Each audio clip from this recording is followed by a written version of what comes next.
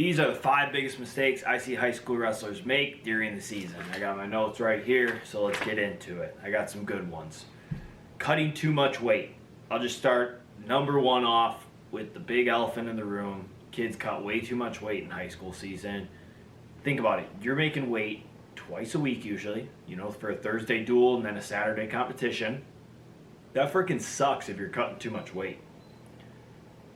It takes away a lot more than you think. One, you don't perform at your best, right? You feel like crap on the day of performance because you sucked down all this weight, you ran off 5 pounds the day before and your legs are absolutely shot.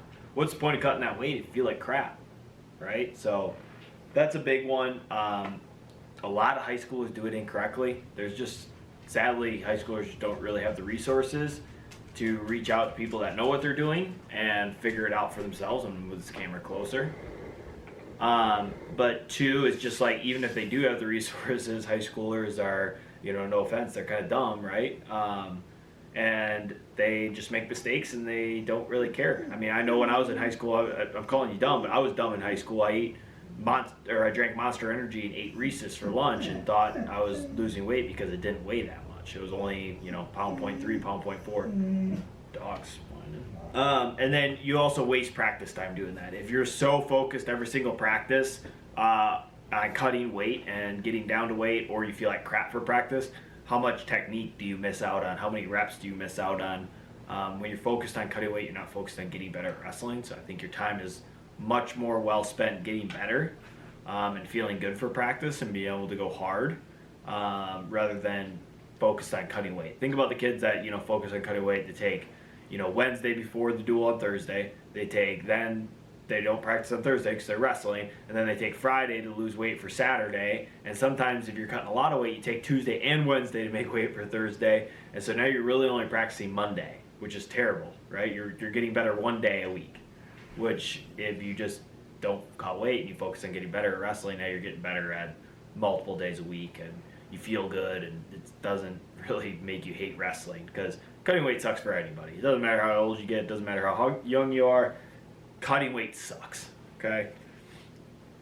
Second thing I think I see through high schoolers, they don't master skills. I saw this a lot when I was in high school. Everyone wants to hit like 1,000 moves rather than just a couple moves and be really, really good at them. Especially for these multi-sport athletes that you're only wrestling during wrestling season, this is a super important one for you. You need to master a couple things and get super, super good at it and then funnel everything to that thing.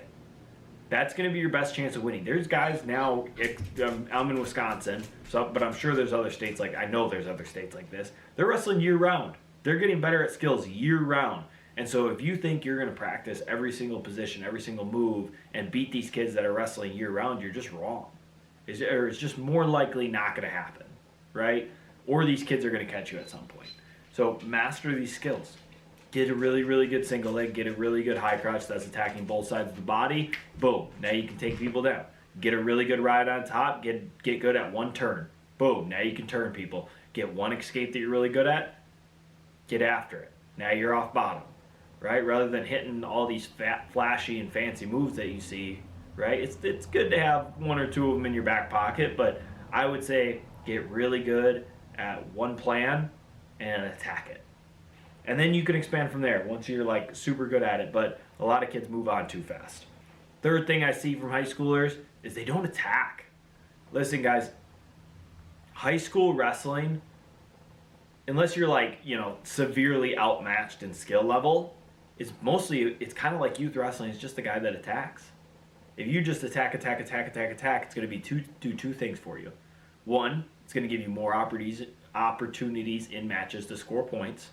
Plus, that's how you win matches. You score points, you put people on their back, you win matches. So it's going to give you more opportunities to do that.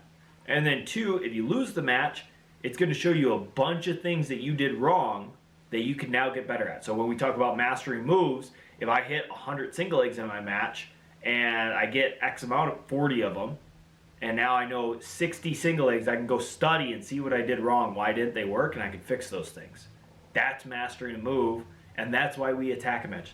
If I stall the entire match and then I attack in the third period, get one takedown, win the match, I didn't learn anything from that match.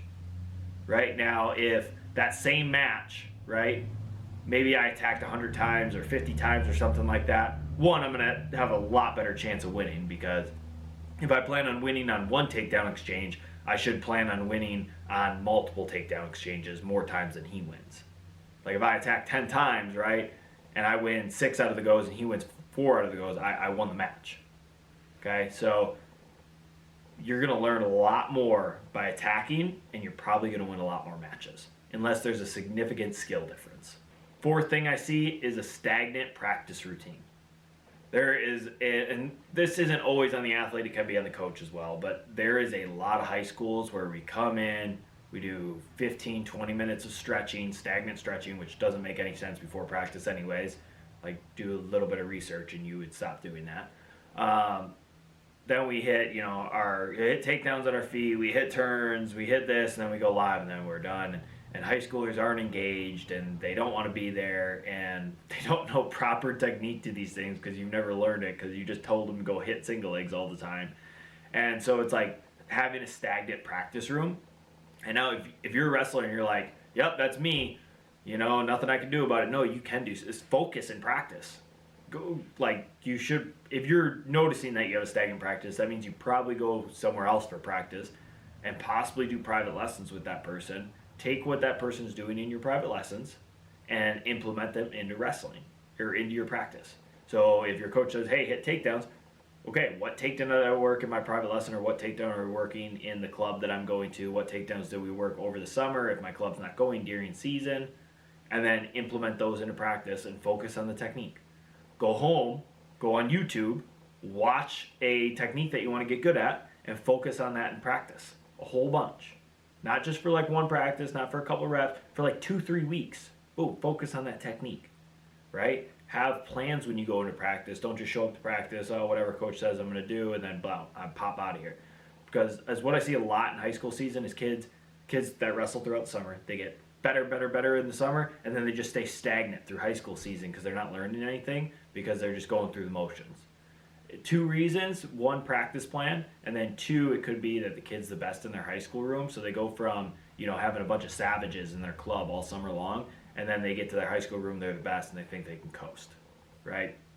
Not the greatest environment to get better. So that leads me into my last one, is I see kids not helping their teammates, and it drives me nuts. Your room, if you elevate your room, you will elevate your wrestling. If you get your partner better, he's going to get you better. If you get your team better, they're going to push each other to be better. Set a culture in your room. And you could start this from freshman year. If you got a shitty culture, and like maybe seniors pick on freshmen or something like that, I don't know. Don't stand for that, right? Stand up to it. Set a good culture. Be like, nope, that's not how we're doing it. We're all going to get better together, and frickin' get after it.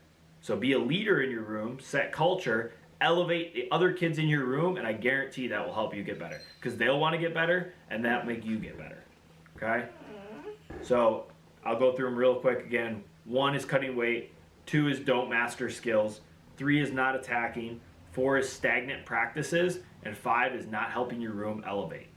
Okay? Not helping your teammates, essentially. So work on these 5 things. I don't want to see them this season. Thanks for watching. Hit that sub and like button.